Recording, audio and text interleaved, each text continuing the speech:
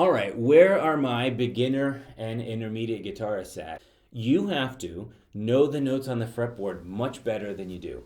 A lot of people claim they know the notes on the fretboard, but they're quite slow. And quite slow means it takes you several seconds to find a single note.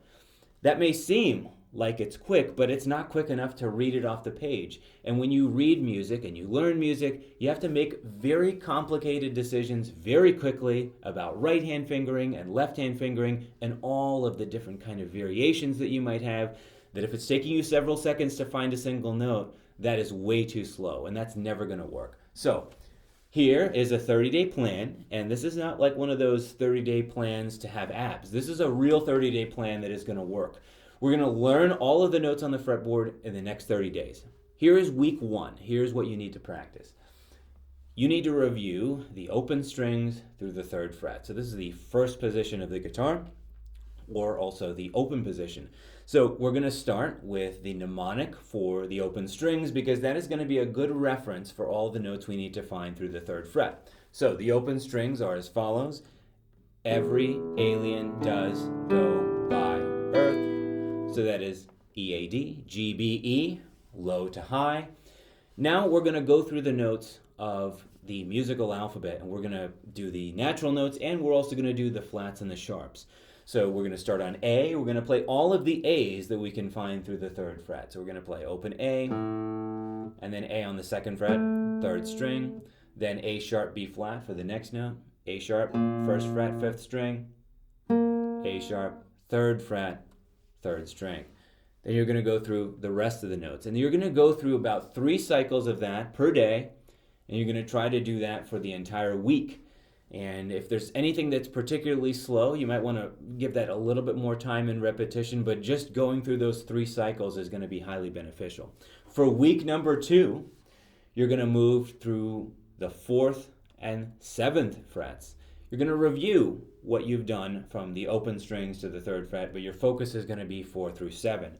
Again, you're going to need a reference point, and in this case, the open strings are now a little bit too far away for you to move through the alphabet and try to find a note from the open string. So why don't you learn the 5th fret and have a mnemonic for the 5th fret? So all dogs go camping every August. Okay, that's going to be your reference for the 5th fret. Now you can easily move backwards if you need to find a note on the 4th, and then move upwards for the 6th and 7th. So now 2 weeks have passed.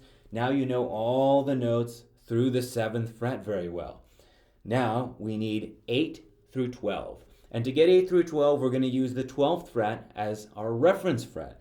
And that is easy because it's the same as the open string. So everything on the 12th fret is the same as EAD, GBE, or every alien does go by Earth. So every alien does go by Earth.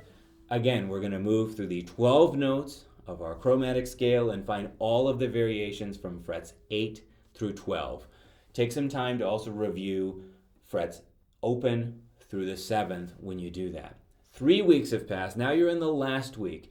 This is a good week to review any notes that came really slowly for you, like you feel like every time you reach that note that it kind of confused you, so you take note of the ones that have not been learned so solidly.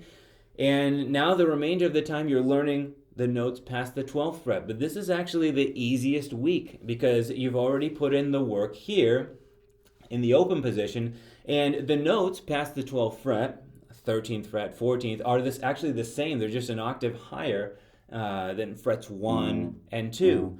So when I move into this area of the guitar, although technically it's actually more difficult to play because now we have a different thumb position. Our thumb is further away from our index and middle finger when we play because of the lower bout of the guitar. Having said that, even though the hand position is a challenge, the notes should not be a challenge, and you should think of everything from the 12th fret onward as just a miniature guitar version of what you do up here.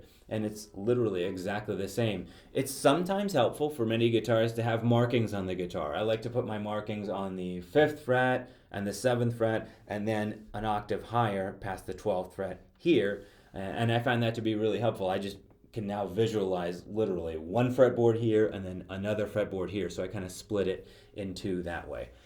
Guys, practice this. I promise you, in the 30 days, it's going to be a really, really big difference. And you're going to notice a difference in the speed at which you learn repertoire. It's really going to improve things.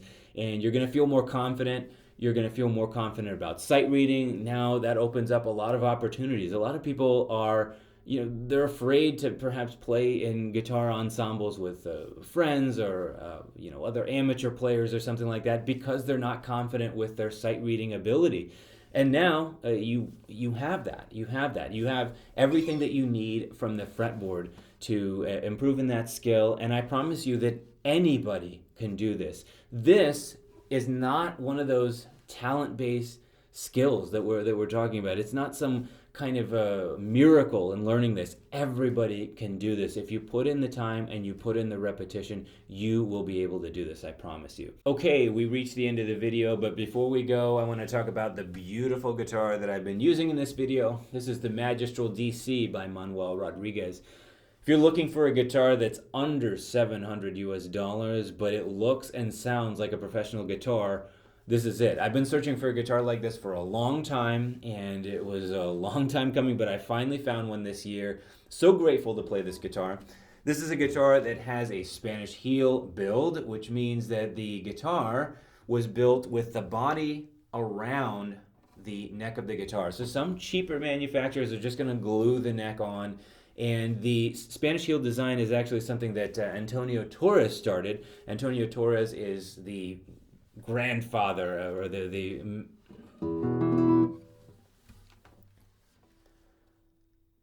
All right, before we go, I want to talk about the guitar that I used in this video. This is the Magistral D-C, made by Manuel Rodriguez and provided by Geva Music. This is a guitar that is under $700 but looks and sounds absolutely gorgeous. It does not sound like a cheap instrument and is not built like a cheap instrument. It uses a Spanish heel construction, which means that the body of the guitar is actually built around the neck of the guitar. A lot of cheap manufacturers are going to just glue the neck to the body of the guitar and that's it. But the Spanish heel design is something that Antonio Torres invented, and this is something that is more durable. This is more reliable, and it's a more time-consuming process to build a guitar. So you're getting a lot when you spend that amount of money for this guitar. It's a very inexpensive guitar. You could easily have this as your spare guitar if you already have an expensive concert model or two. And if you're just a beginner and you're looking for a serious start, you're looking for a guitar that you're not going to just throw away, you want to keep for a while, and you're going to have a lot of room to improve on the instrument, this is the right model to choose.